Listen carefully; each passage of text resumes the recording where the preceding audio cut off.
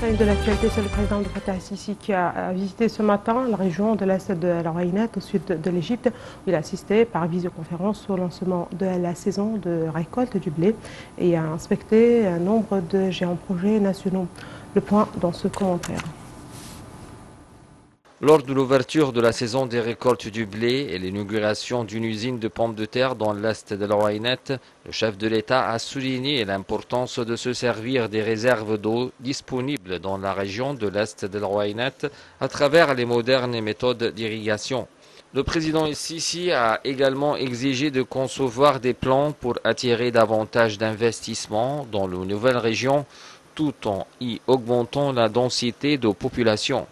Le chef de l'État a d'autre part indiqué que le gouvernement œuvre à attirer le maximum de profit des produits agricoles.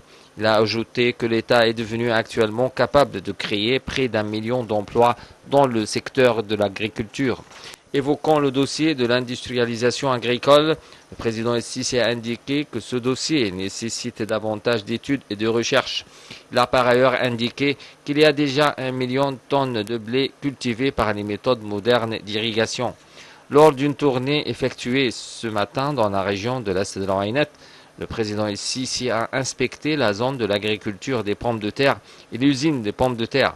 Il s'est informé des détails du projet, du processus de la production et de la capacité de stockage du projet. Le chef de l'État a d'autre part inspecté un autre nombre de projets mis en place dans cette région.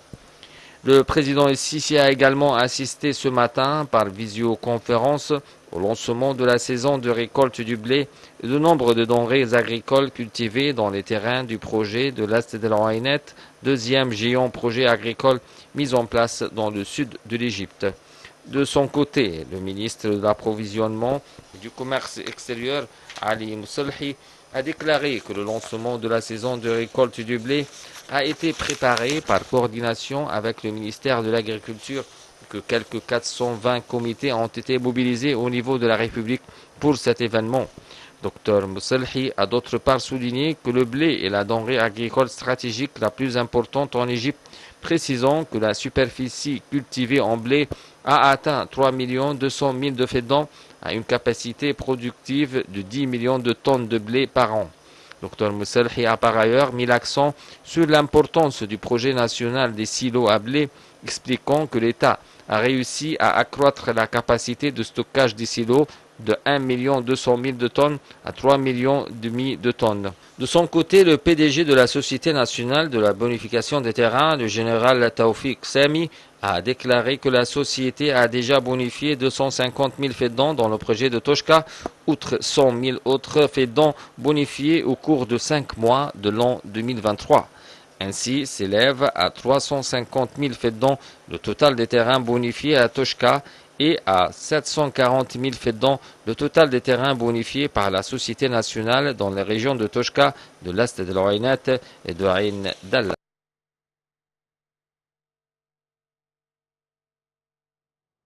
La Société nationale de la construction a reçu le certificat du livre Guinness des records pour avoir fondé la plus grande palmeraie dans le monde, d'une superficie de 137 000 km² et pour avoir installé le plus grand bassin de puisage dans le monde pour irriguer 30 000 fédans.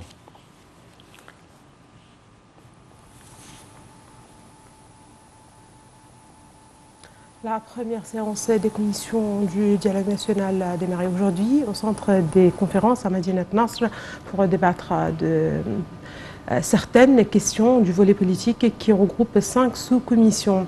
Il s'agit de la commission de pratique des droits politiques et de la présentation parlementaire, la commission des municipalités, la commission des partis politiques, la commission des droits de l'homme et des libertés politiques et la commission des syndicats de la société civile. Les séances se tiennent dimanche, mardi et jeudi de chaque semaine et durent pendant 2 mois. Chaque jour, un axe sera discuté. Il y aura jusqu'à 4 séances par jour, chacune pouvant durer jusqu'à 3 heures.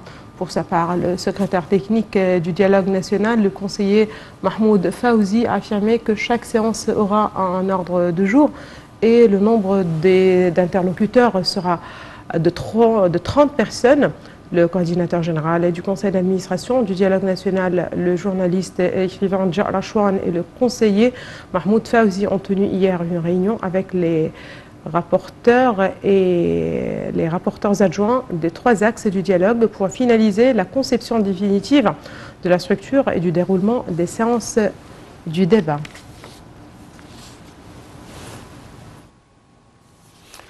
Le calme est revenu aujourd'hui dans la bande de Gaza en Israël après l'entrée en vigueur d'un cessez-le-feu fragile qui a mis fin à 5 jours d'hostilité et ont fait 35 morts. En effet, une trêve négociée par l'Égypte et médiateur traditionnel entre les belligérants est entrée en vigueur samedi soir.